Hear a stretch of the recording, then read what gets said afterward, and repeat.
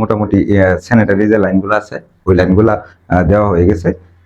Sanitary লাইনের পরে বাকি কাজগুলো আসলে একটা নির্দিষ্ট একটা আপনার নিয়মের ভিতরে কোনটার পর কোনটা হবে ওই নিয়মের ভিতরে আসলে কাজগুলো করতে হয়। আর না হয়তো কাজগুলো উল্টাপাল্টা হয়ে যায়। সবাই যারা এই সমস্ত যারা কাজগুলো করেন প্ল্যান ঠিক রাখবেন, উদ্দেশ্য ঠিক রাখবেন, উদ্দেশ্য ঠিক রেখে কাজগুলো এগিয়ে যাবেন, আপনার কোনো ক্ষতি হবে না।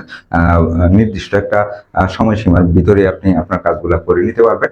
সবাই আসলে চেষ্টা করবেন নিয়মগুলো ঠিক রাখার জন্য। কি কি নিয়মে কাজ করতে হয় অবশ্যই ভিডিওর মাধ্যমে আপনারা জানতে পারবেন, বুঝতে পারবেন। একটু ধৈর্য সহকারে থাকবেন। কমেন্টের লাইনগুলো দেওয়া হয়েছে।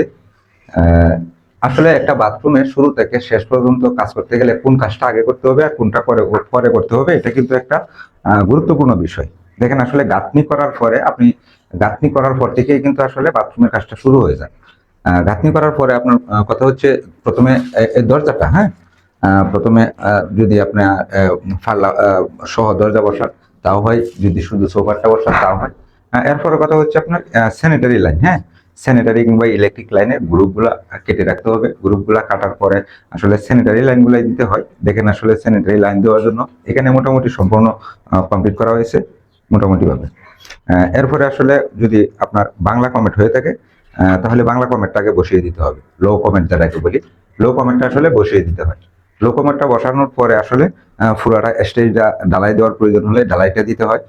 আসলে এটা কোনো ঢালাই দেওয়া হয় নাই, সবাই শুধু মাত্র ধরেন আপনার লাইনগুলো দেওয়া হয়েছে। এরপরে ঢালাই দেওয়া হবে, বাংলা কমেন্টটা লো কমেন্টটা বসানো হয়ে যাবে। এরপরে ইংলিশ কমেন্টটা বাকি থাকবে। ইংলিশ কমেন্ট বাংলা কমেন্ট বসানোর পরে কাজ হচ্ছে আপনার ইলেকট্রিক লাইন কিংবা স্যানিটারি লাইন দেওয়া কমপ্লিট হয়ে গেলে আপনাকে আসলে টাইলসের কাজটা শুরু করা যাবে।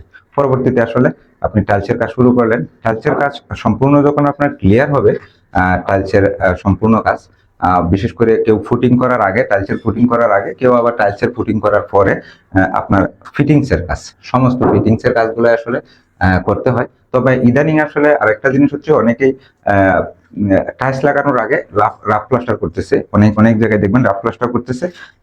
রাফ প্লাস্টার করলে আসলে পানি লিকেজ হয় না, ওই জন্য আসলে রাফ প্লাস্টার গুলো করা হয়। এটা আসলে এখন ধরতে পারেন আপনার প্রায় কমপ্লিট কাছাকাছি। এখন চাইলে এরকম একটা বাথরুম আপনি 2 দিনের ভিতরে মোটামুটি ভাবে কমপ্লিট দিতে পারেন। অবশ্যই যারা এরকম কাজগুলো করেন তারা নিয়মটা ঠিক রাখবেন, একজনের পর আরেকজন। লাস্ট ফাইনালে হচ্ছে আপনার রংগুলা ফাইনাল কোট দিবে। টাইলসের লাস্ট ফিনিশিং এ আপনার ওয়াশ কিংবা ফুটিং থাকলে ওগুলা করে আসলে বাথরুমটা টোটালি আসলে কমপ্লিট করতে হয়। এটাই হচ্ছে আসলে কাজের নিয়ম। এর ব্যতিক্রম হলে কিন্তু কাজগুলো উল্টাপাল্টা হয়ে যায়। ওইভাবে আসলে করার জন্য সবাই চেষ্টা করবেন।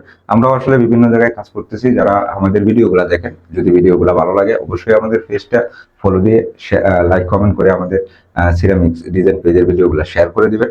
সবাই ভালো থাকবেন। আসসালামু আলাইকুম।